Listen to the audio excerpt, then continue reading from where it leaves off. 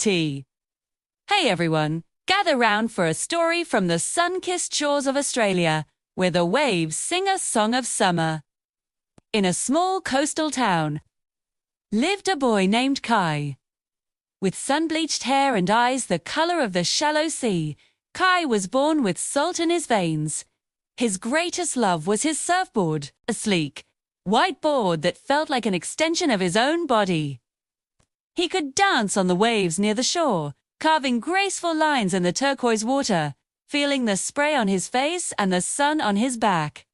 To everyone who watched, he was a true wave dancer. But Kai held a secret in his heart, a shadow that clung to him even on the brightest days. He was terrified of the deep sea. The dark, endless blue beyond the sandbanks, where the sunlight couldn't reach the bottom, filled him with a chilling dread. He'd hear stories from older surfers about the vast emptiness, the powerful currents, and the mysterious creatures of the abyss.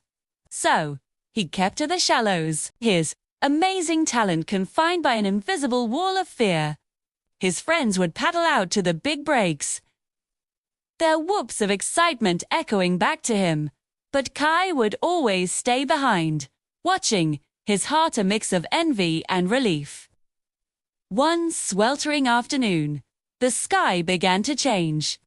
The brilliant blue turned a bruised purple, and the wind, once a gentle whisper, began to howl like a hungry wolf. A sudden summer storm, fierce and unpredictable, descended upon the coast.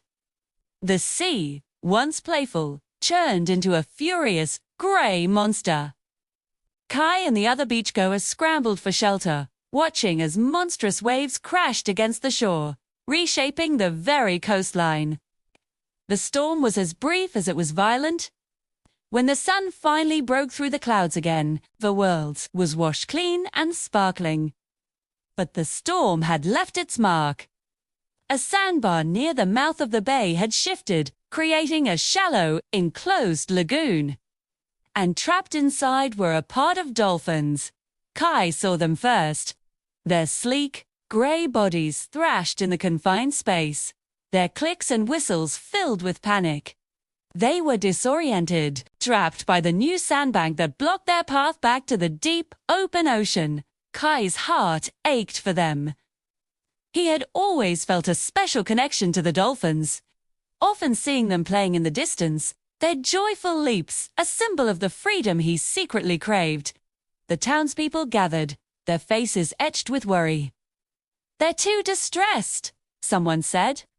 "They won't find the way out." Others talked about waiting for rescue teams, but that could take hours, and the dolphins were growing more agitated by the minute. Kai looked at the trapped animals, then at the churning channel that led back to the deep water. The passage was narrow and the current was still strong.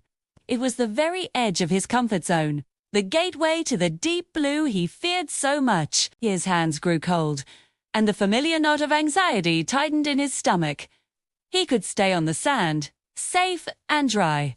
He could wait for someone else to be the hero. But then, a young dolphin calf, separated from its mother, bumped against the sandbar, its squeaks high and desperate. In that moment, Kai's fear was eclipsed by a powerful surge of another emotion: love. A deep, protective love for these intelligent, beautiful creatures of the sea. He saw not a monster in the deep, but a pathway to their home, their freedom. His courage didn't come from a place of pride, of wanting to show off or prove himself.